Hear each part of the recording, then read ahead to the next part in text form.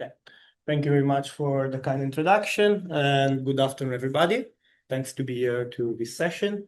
So today's talk is about the introduction of a tool for fatigue life prediction of AM strut-based lattices, which I used to call SBIT CAD model. Before going through this, you might have understood we're dealing with additive manufacturing, specifically with metal additive manufacturing, and with architected cellular material. The combination of these two enabled the possibility to build really complex geometries with tunable mechanical properties. But the full widespread of this through different industrial fields is still hindered by some concerns that companies usually have, which are mainly related to structural integrity issues, and in particular to fatigue-related issues. These usually are source of microstructural flows, as well as, and specifically in the case of additive manufacturing, of process-induced defects, such as, for instance, the deviations that we have in between the as-built and the as-designed geometries. So enhanced roughness, parasitic masses, and drosses on the lower skin are such of these examples.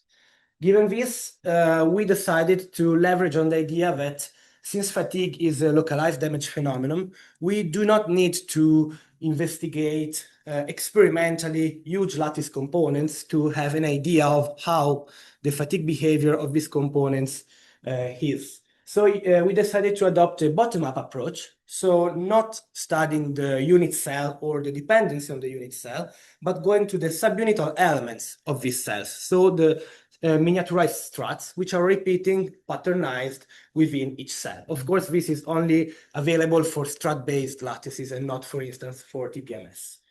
With this, we decided to mimic some specimen, which have a dog bone-like features with miniaturized size of about 670 micrometers of nominal diameter.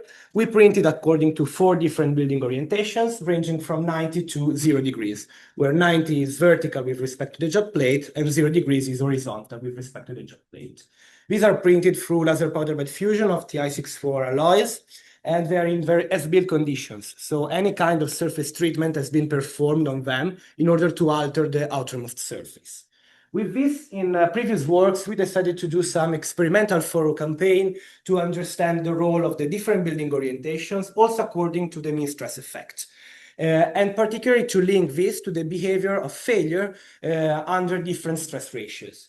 And what we've noticed is that usually when we have a predominantly tensile fatigue regime, we have a failure which usually occurs due to the outermost surface, and in particular due to notches that we have in between partially molten particles.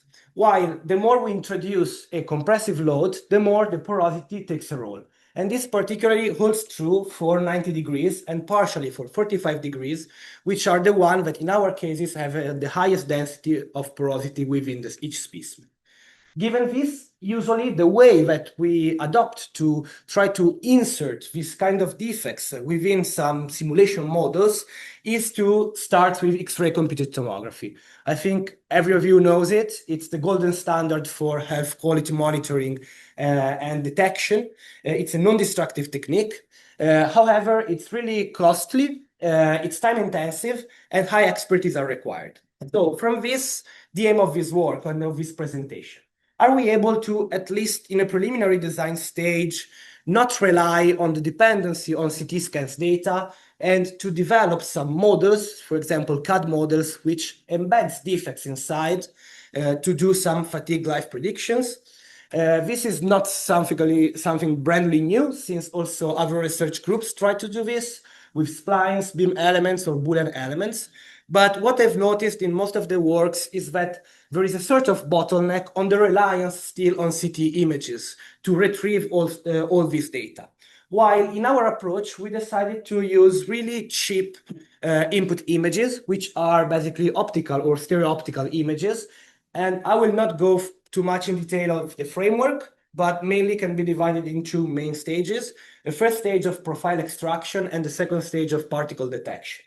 What I would like to show you today is how to apply this tool for fatigue life prediction. And of course, we need to validate the model. And to do this, we need to have some ground truth measurements, which are, in our cases, the CT models with super resolution of 3 micrometers of voxel size of our 4 different struts at 90 till 0 degrees. And these are the models that we are able to generate with our approach. As you can see, we are in a sort of digital twin one-to-one like approach. In the bottom part, you have the CT scans. In the upper part, you can find instead the CAD models. Of course, we need to have some morphological validation. And to do this, we decided to go through some surface deviations analysis and surface deviation maps, which you can see in the left part of each block for each building orientation. You can see in red the positive deviations, while in blue the negative deviations with respect to of the CAD model with respect to the CT model. And in general, we can say that these deviations are usually lower, way lower than 100 micrometers. Then we also applied some statistical analysis, such as the true one-sided test, in order to see if there is any kind of equivalence in between the cross-sectional data along the gauge length. And we have seen that for all the 4 different cases, we can see that these CAD model and CT models can be considered equivalent. So we have, geometrically speaking, accurate enough models, but are these models accurate enough for fatigue life predictions? To do so, we need to build up a finite element model, which is really simple. We aligned the 2 different models together, then we meshed each model according to gradient mesh with a finer core size in the upper part and a finer mesh in the upper part and the coarser mesh in the center. Here, the hypothesis is that we are dealing just with failure due to the surface and not any kind of failure due to porosity, which are not considering within these models. And then we apply, we fix an extreme and we apply a load, a tensile load on the other extreme with an applied force which is equal to the force amplitude at R equal to -1 derived experimentally with a target value which is reported here of numbers of cycles.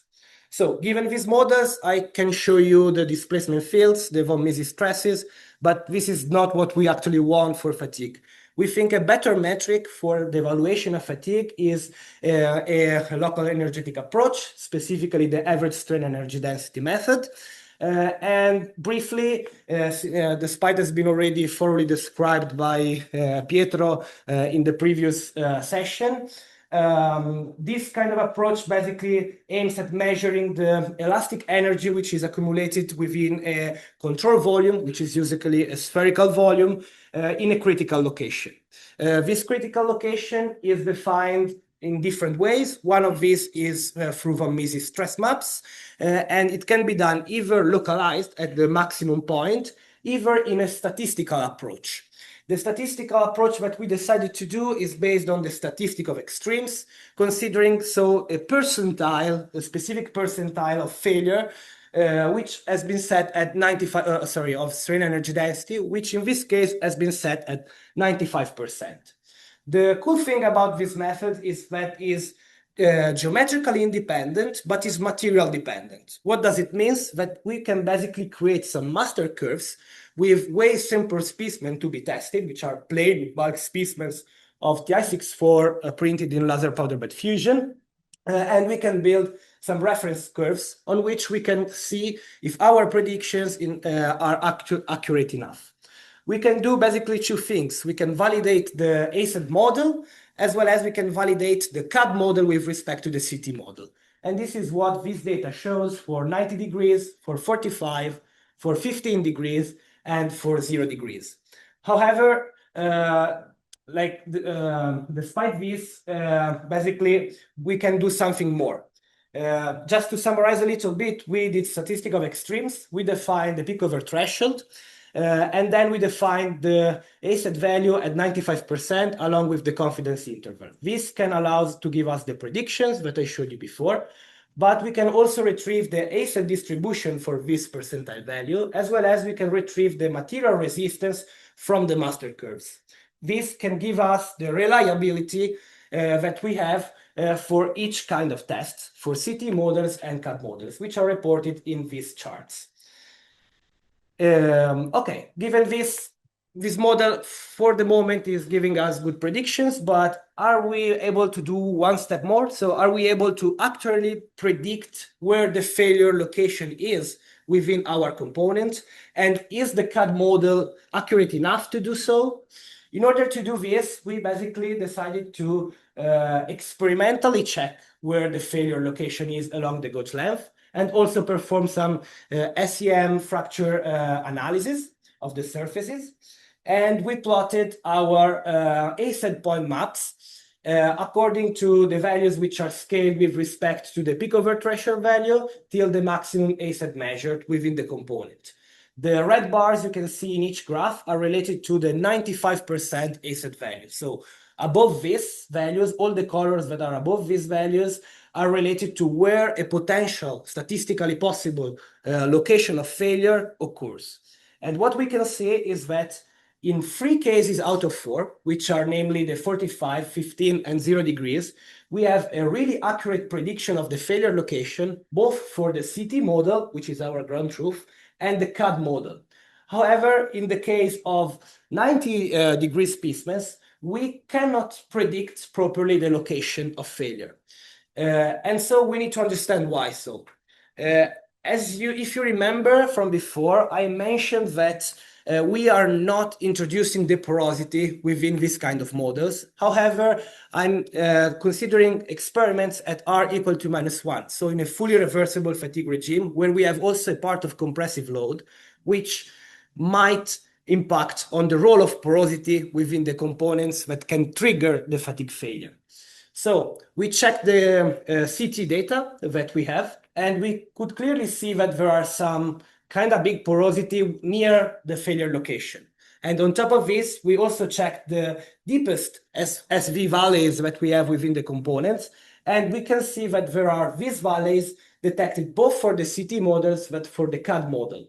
So mostly probable, this is a synergistic effect that we are not considering for the moment, but that we were going to implement in the future developments.